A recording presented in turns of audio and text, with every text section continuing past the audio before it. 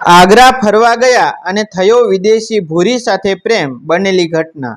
ઉનાળાની રજા હતી. સૌરાષ્ટ્રના એક નાનકડા ગામમાં રહેતો યુવક વિહાન પોતાના 3 મિત્રો સાથે પહેલીવાર દૂર ફરવા નીકળ્યો હતો. ગામની સીમા બહાર નીકળતા જ એની આંખોમાં એક નવી દુનિયા જીવંત થઈ ગઈ હતી. હૃદયમાં ઉમંગ, આંખોમાં સપનાઓ અને દિલમાં અજાણી મીઠી લાગણીઓ લઈને તે લોકો ટ્રેનમાં બેઠા. અંતિમ સ્ટેશન હતું આગ્રા. રસ્તામાં મિત્રો સાથે મસ્તી, હાસ્ય અને ભવિષ્યના સપનાઓ વચ્ચે વિહાનને ખબર નહોતી કે આ સફર તેની આખી જિંદગી બદલી દેશે. આગ્રા પહોંચતા જ તાજમહેલ જોવા જવાનો ઉત્સાહ બધા મિત્રો સાથે કરતાં વધારે વિહાનમાં હતો. સવારે જ્યારે સૂર્યના કિરણો સફેદ માર્બલ પર પડતા હતા ને, ત્યારે તાજમહેલ ત્યાં કોઈ સ્વપ્ન જેવો લાગતો હતો. પ્રેમની સાક્ષી બનીને ઊભો વિહાન થોડો શાંત થઈ ગયો. એ પહેલીવાર કંઈક એવું અનુભવી રહ્યો હતો જે શબ્દોમાં કહી શકાય નહીં. તે ધીમે ધીમે અંદર ગયો અને એ જ સમયે એની નજર એક અજાણી છોકરી પર પડી. તે છોકરી વિદેશી હતી. ભૂરા વાળ, સફેદ ચહેરો અને આંખોમાં એક અજીબ ચમક. તે કેમેરા લઈને તાજમહેલના ફોટા પાડી રહી હતી.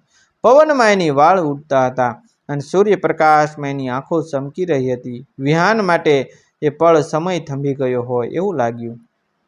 એ પહેલી નજરનો પ્રેમ હતો કે કંઈક વધારે? એને પોતે પણ ખબર નહોતી, પરંતુ દિલ ધડકવા મળ્યું હતું એનું.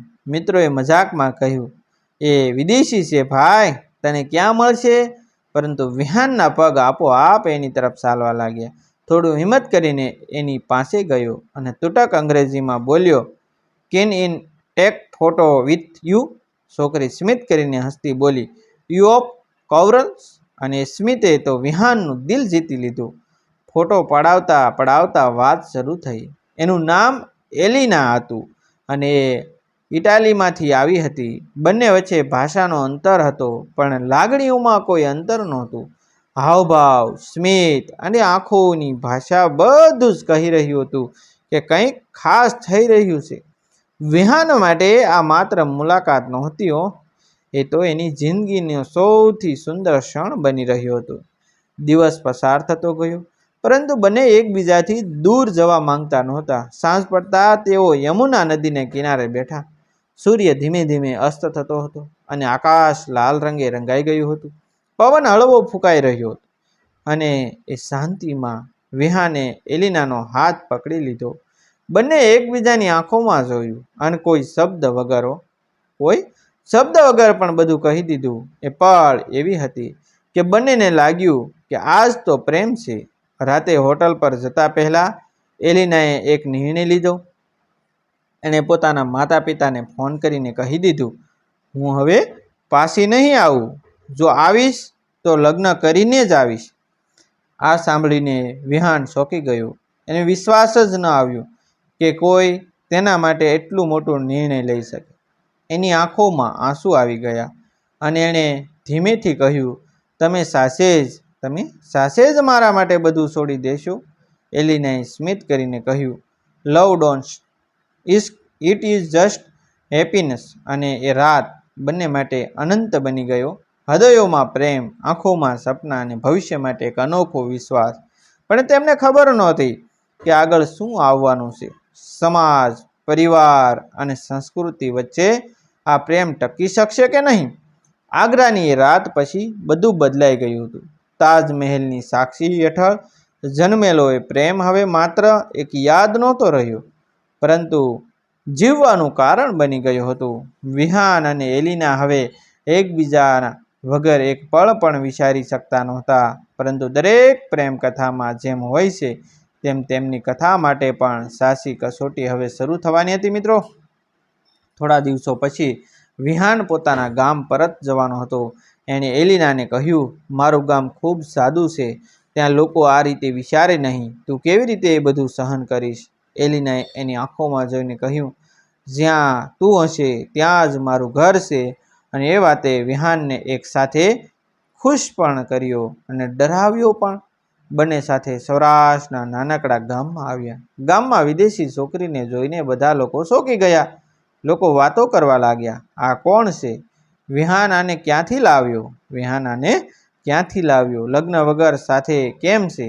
દરેક નજરમાં સવાલો હતા, દરેક શબ્દમાં શંકા. જ્યારે વિહાનના માતા પિતાએ એલિનાને જોઈ ત્યારે તેમની પ્રતિક્રિયા ખૂબ જ કઠોર હતી.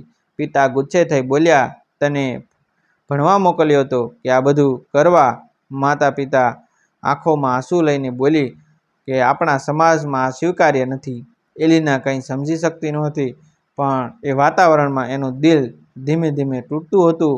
છતાં પણ એ હસતી રહી, કારણ કે એ જાણતી હતી પ્રેમ માટે સહન કરવું પડે છે. પ્રેમ માટે સહન કરવું પડે છે. દિવસો પસાર થતા ગયા. ગામના લોકોના તીક્ષ્ણ શબ્દો, પરિવારનો દબાવ અને સંસ્કૃતિનો ભાર, આ બધું વિહાન અને એલિનાના પ્રેમને કસોટી પર મૂકતું હતું. એક રાત બંને છત પર બેઠા હતા. ચાંદ આકાશમાં શાંત રીતે ચમકી રહ્યો હતો. પવન ધીમે ધીમે વહેતો હતો અને એ શાંતિમાં એલિનાએ ધીમેથી કહ્યું, વિહાન, જો તું ઈચ્છે તો હું જઈ શકું છું. તારા માટે મુશ્કેલી ન વધે. આ સાંભળીને વિહાનનું હૃદય કંપી ઉઠ્યું. એણે તરત જ એને હાથ પકડીને કહ્યું, ના, તું જ મારી દુનિયા છે. હું તને ક્યારેય જવા નહીં દઉં. એ પળમાં બંને રડી પડ્યા. પ્રેમ એટલો સાચો હતો કે શબ્દ નકામા લાગતા હતા, પરંતુ બીજા દિવસે કંઈક એવું બન્યું જે બધું બદલી નાખશે. વિહાનના પિતાએ કડક નિર્ણય લીધો.